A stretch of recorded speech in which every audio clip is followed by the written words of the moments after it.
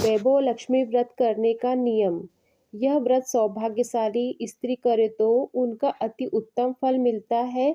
और घर में यदि सौभाग्यशाली स्त्री न हो तो कोई भी स्त्री या फिर कुंवारी कन्या इस व्रत को धारण कर सकती है। स्त्री के बदले पुरुष भी इस व्रत को करे तो उनका भी उत्तम फल अवश्य मिलता है। यह व्रत पूरी श्रद्धा और पवित्र भाव से करना चाहिए। खिन्न होकर या बिना भाव के यह व्रत करने पर इसका फल हमें प्राप्त नहीं होगा। यह व्रत शुक्रवार को किया जाता है। व्रत शुरू करते वक्त 11, 21 शुक्रवार की मन्नत करनी पड़ती है और पुस्तक में लिखी शास्त्रीय विधि अनुसार ही व्रत करना चाहिए। मन्नत के शुक्रवार पूरे होने पर विधि पूर्वक इस पुस्तक में दिखाई गई शास्त्रीय विधि अनुसार उद्यापन विधि करनी चाहिए। यह विधि सरल है किंतु शास्त्रीय विधि अनुसार व्रत न करने पर व्रत का जरा भी फल नहीं मिलता।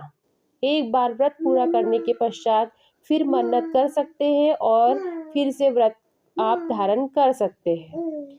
माता लक्ष्मी देवी के अनेक स्वरूप हैं, उनमें उनका धन लक्ष्मी स्वरूप ही वैभव लक्ष्मी माता के नाम से जाना जाता है और माता लक्ष्मी को श्री यंत्र अति प्रिय है। व्रत करते वक्त पुस्तक में दिए हुए माँ लक्ष्मी जी के हर स्वरूप को और श्री यंत्र को प्रणाम करना चाहिए, तभी व्रत का फल मिलता है।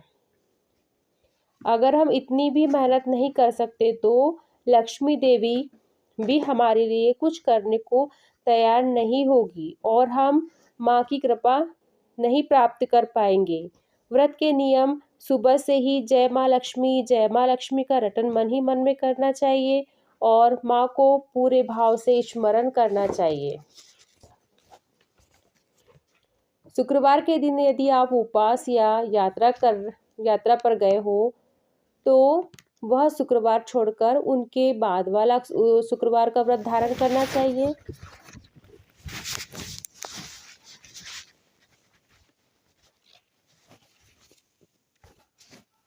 घर में सोना न हो तो चांदी की चीज पूजा में रखनी चाहिए। अगर वह भी न हो तो रोकड़ा या रुपए रख सकते हैं। व्रत पूरा होने पर कम से कम 7 स्त्रियों या फिर अपनी इच्छा के अनुसार 11, 21, 51, 101 स्त्रियों को सौभाग्य लक्ष्मी व्रत की पुस्तकें कुमकुम तिलक के द्वारा भेंट कर सकते हैं। व्रत के शुक्रवार को स्त्रियां रजस्वला हो या सूतिका हो तो वह शुक्रवार छोड़कर और उसके बाद वाले शुक्रवार को उद्यापन कर सकती है। व्रत के दिन हो सके तो उपवास करना चाहिए और शाम को व्रत की विधि करके माँ का प्रसाद लेकर शुक्रवार करना चाहिए। अगर न हो सके तो फलाहार या एक बार भोजन भी आप ले सकते हैं।